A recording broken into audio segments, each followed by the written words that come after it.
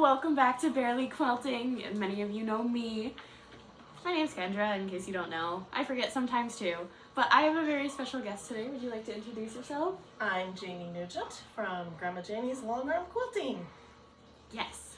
So I am actually still in Green Bay, and today is going to be one of those interview videos I told you all about. So Janie here does a lot of amazing programs with her quilting guild, and one of them is Cancer Quilts. So if you kind of want to do an intro. The Cancer Quilts, my quilting guild, Evergreen Quilt Guild here in Green Bay, has a lot of different charity quilting that they do. They do hospice quilts with the Aurora Hospital, and they do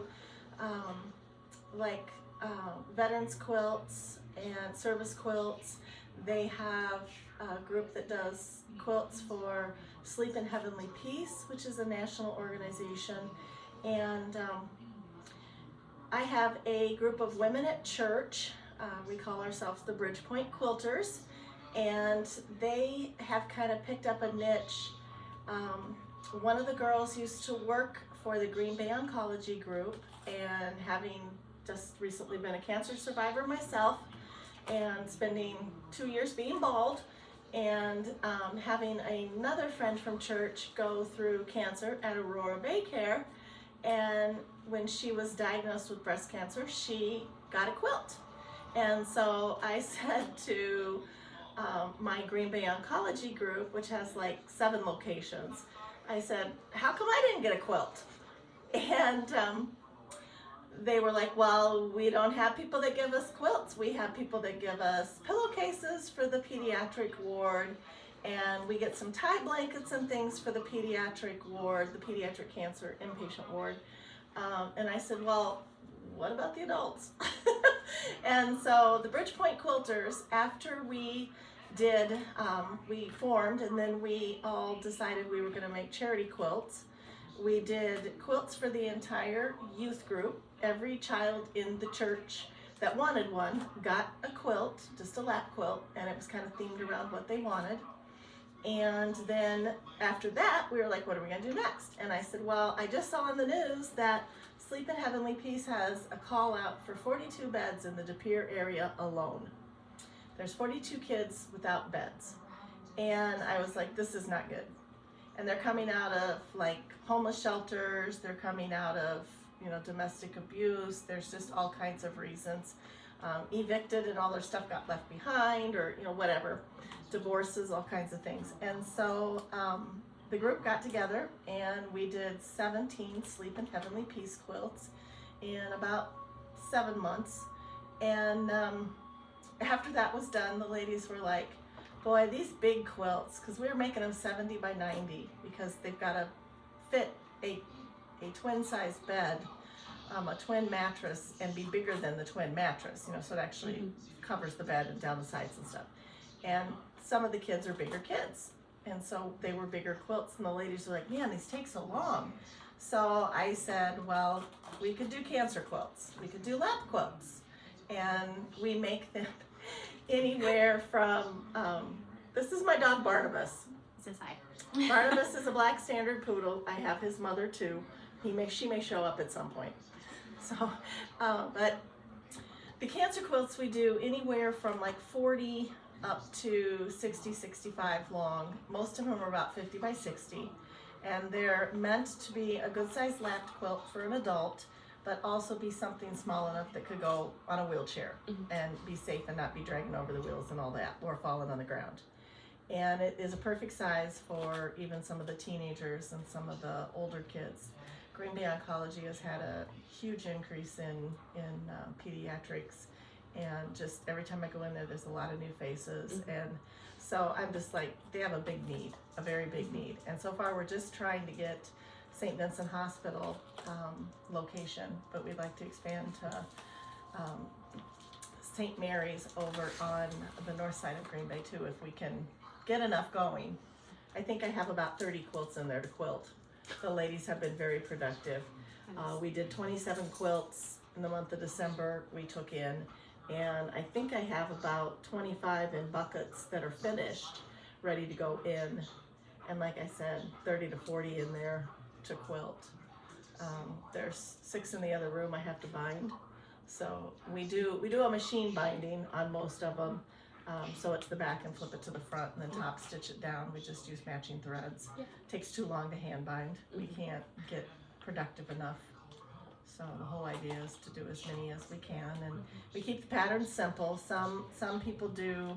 I've got a couple clients who are also helping that take, like when they make a quilt, they take all the extra pieces of fabric and they put it together into another quilt. So a lot of times they get very intricate with their half square triangles and the things that they've cut off, like when they did flying geese or something. Yeah. The leftover fabrics, they make a cancer quilt with it. So you long arm as well. How old would you say when you started kind of like that sewing and falling in love with it, like that rough age? Well, I would come home from kindergarten and my grandmother would let me trace her granny squares. And after about a year of that, she let me finally start cutting them out. And I never did get to sew them together until I was probably 10 or 12. And by the time I was 14, I was making quilts and like Christmas stockings and placemats and all kinds of things like that for my mom or for family friends. My mom would say, I want to give so-and-so placemats for Christmas. Will you make them? That kind of thing. And I had an aunt who was a beautiful seamstress, taught me tailoring, and she taught me how to make a bunch of clothes when I started high school. She helped me make my wardrobe out of, at the time it was very popular, was wool and tweed, and so I made tweed skirts and stuff like that. So I have always been sewing. I had a lot of dates when I was in high school that never really materialized more than 2 dates, because I always took something with me to have in my hands to work on, be it cross stitch or piecing quilting or something. And it really a lot of my friends just thought I was nuts, but my hands have always been busy. Idle hands are not good. I mean, I did tell a boy to get lost when he found out I worked at a quilt shop and said, if you ever give me a quilt, it's going in the garbage. So he went in the garbage. Good. He Good. should. As he did. He should. Mom, did you know that story? She's shaking her head no. But I also kind of want to talk about the tie dresses you did. Yes, we did at church. I didn't do a whole bunch of them, but at our Bridgepoint church, they're still doing them. They do tie quilts or tie t-shirt dresses, and there's all kinds of patterns out there online, but they like have little ties at the top, and they're just like little smocks dresses. And they were Sue at church is really involved in Operation Christmas Child, and the thought was that when we put in cute little dresses with pockets and rickrack and something handmade that is bright and colorful, that these little girls, these shoe boxes for Operation Christmas Child go to third world countries, and they go to places that a lot of people, missionaries and things, couldn't get into. And there's a lot of enslavement in these areas, Somalia, and I think this year they went to Uganda, Rwanda, and I forget where else, someplace in Latin America. But they, maybe it was Guatemala or something, but the shoe boxes get filled with a toy, usually a pencil case with pencils and pens in it, toothbrush, toothpaste, things that, toiletries, soap, and Sue in the little girl packages was putting a dress in there that they had made, so that the child would appear to people who might be enslaving or trafficking. The child was cared for and looked after and would be missed.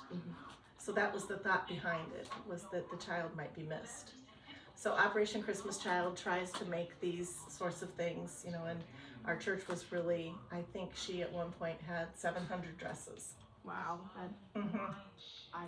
That's crazy. Yeah, and she still has quite a few left. They're still making them.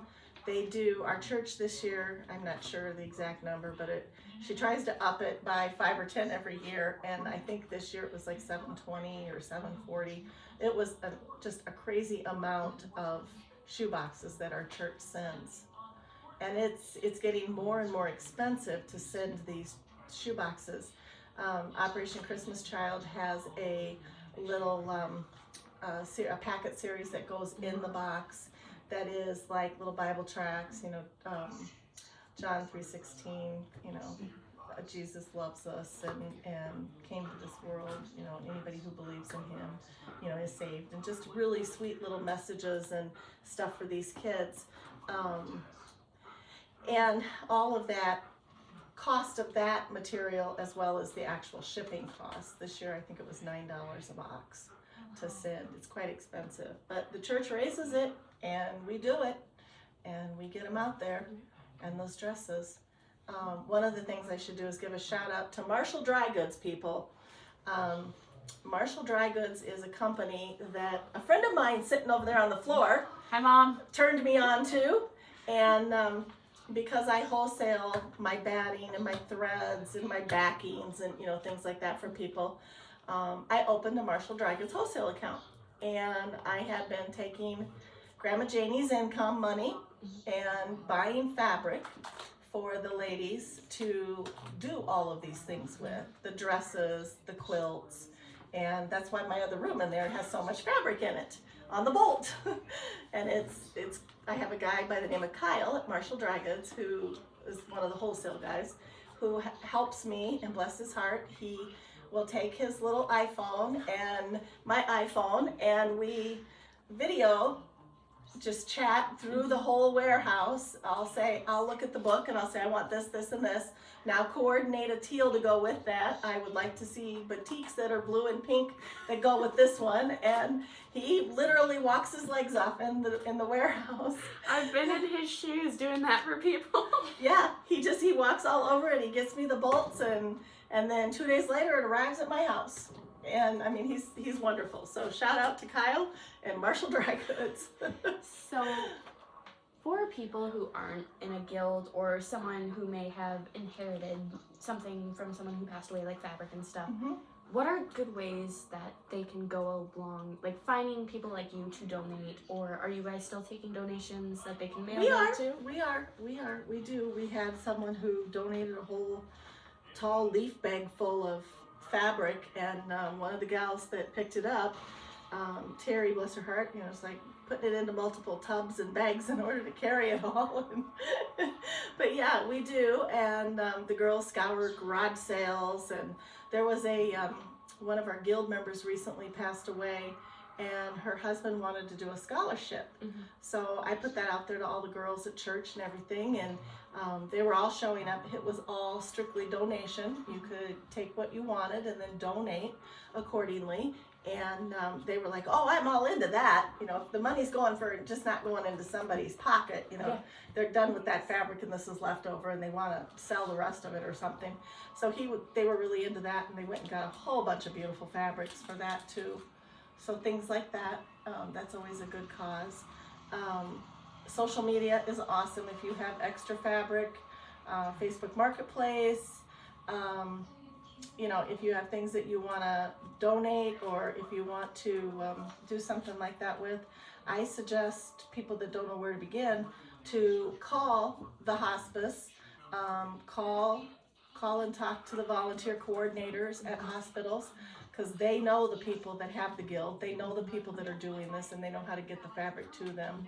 Most hospital gift shops have some kind of handmade item in there, and they have a group of sewers that are doing it. And usually it's the auxiliary or something like that. So your volunteer coordinators can put them in the right direction for that. That's who I had to contact, was the foundation volunteer coordinators at St. Vincent, in order to donate to St. Vincent, because it's not donated through Evergreen Quilt Guild. It's Bridgepoint Quilters going directly to them. So that's who I talked to, is Shane and Heidi over at St. Vincent Hospital. So. And then for all my Bondurant, Iowa friends, you can always give us a call at the quilt shop, and we will have more information about local guilds and things as well for that more local area. Yep.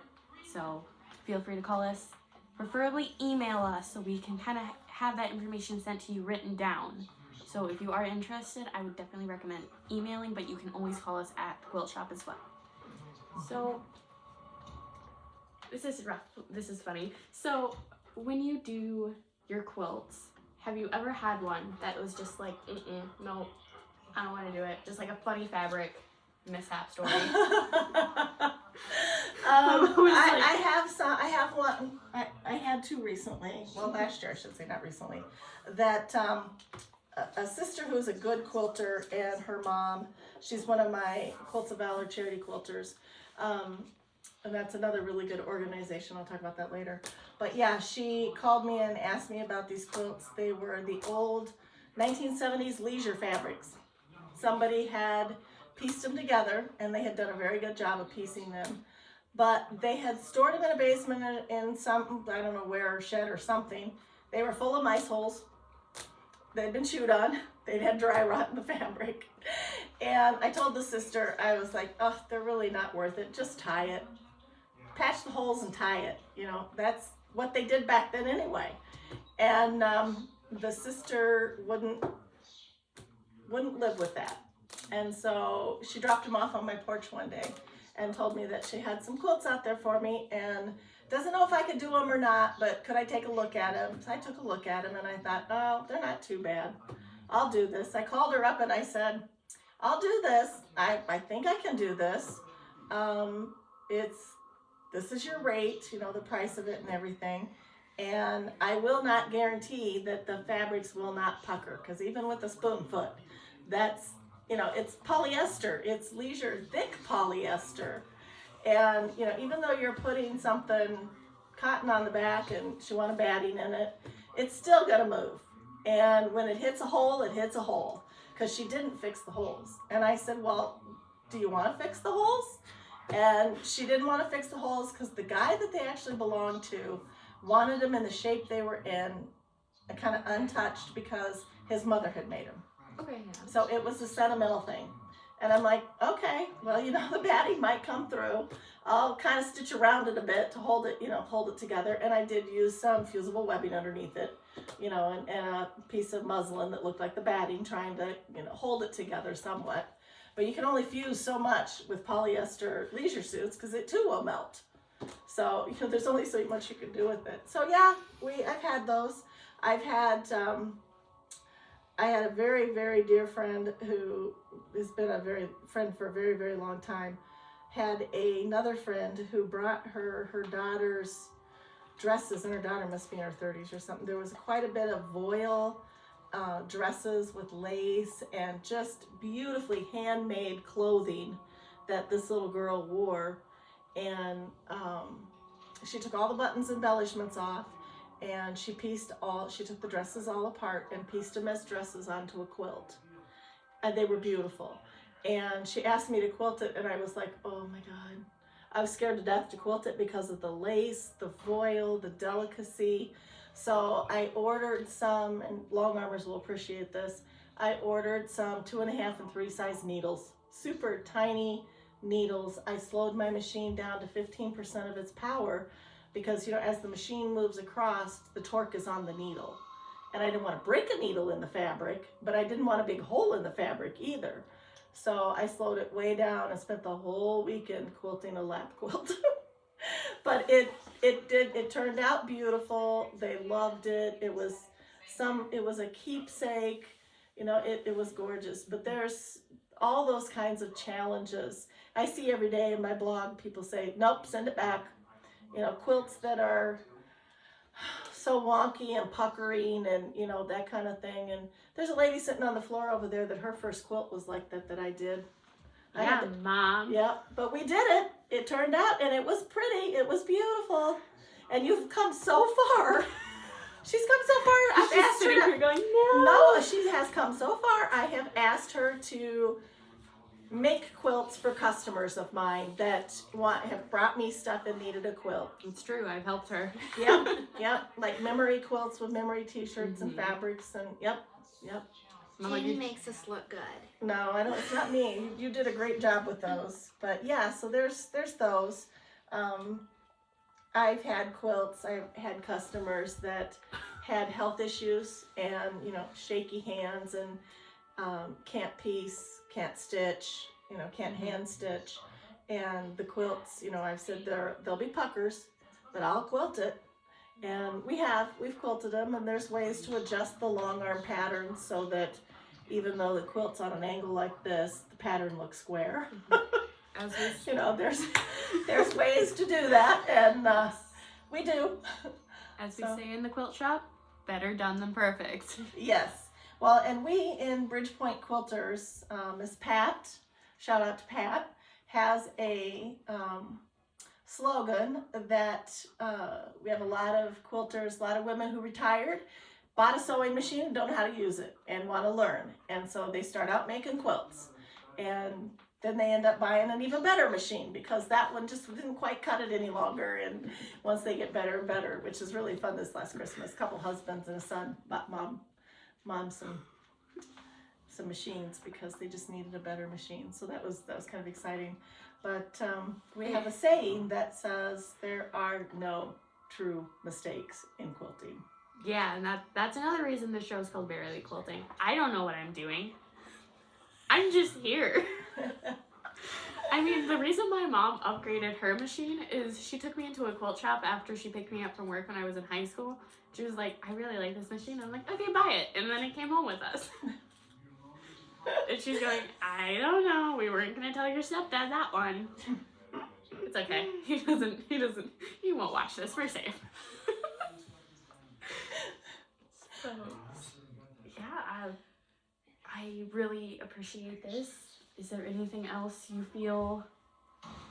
That was something I said I was going to get to later. I was going to bring that up, but it was another quilting group. Quilting group. Quilts of Valor. Oh, the Quilts of Valor. Yes. Thanks, Mama Goose. Quilts of Valor are very, very dear to my heart. I come from a military family. My dad, my father, my brothers, they served. My aunt and uncle that raised me, my uncle served. My husband served. One of my son-in-laws served. It's very, you know, and Eric being in EMS and Christopher being in EMS. The service just really kind of hit with me. But they make the Quilts of Valor that I'm involved with. I don't quilt for Quilts of Valor. A lot of people make Quilts of Valor quilts and then they send them to Quilts of Valor. And then Quilts of Valor, you never see them again. Quilts of Valor has people that quilt them and they have people then that bind them and then they go get distributed. I have quilters that want to maintain and finish the project and see where they go. And so one gal makes a lot of wheelchair patriotic Quilts of Valor quilts. And she'll bring me 4 at a time. And she uses muslin for the backing. She uses a really good quality legacy muslin. And we will load 4 of them on the machine at once and quilt all 4. And they're wheelchair sizes anywhere from 36 to 50 to like 42 to 50, 60 kind of thing. So she got started doing it for one of the local veterans homes, and they kind of got filled up with quilts, and someone contacted her about doing quilts for the wheelchair hunts. There are disabled veteran hunts to go out and deer hunt or duck hunt. You know, they sit in a blind and it's cold, they're in a wheelchair, the wheelchair is cold, and so they get this wheelchair Quilt of Valor quilt to cover up with and kind of a memory kind of thing and stuff, and she does those. So, yep. That's really sweet. So we do charity quilting that way, we do, and her rates are way reduced and that kind of thing, so yeah. So that was one of my first charity quilting events was that. What is one of your favorites? What for? Do memory, just like one of your favorite quilting charity.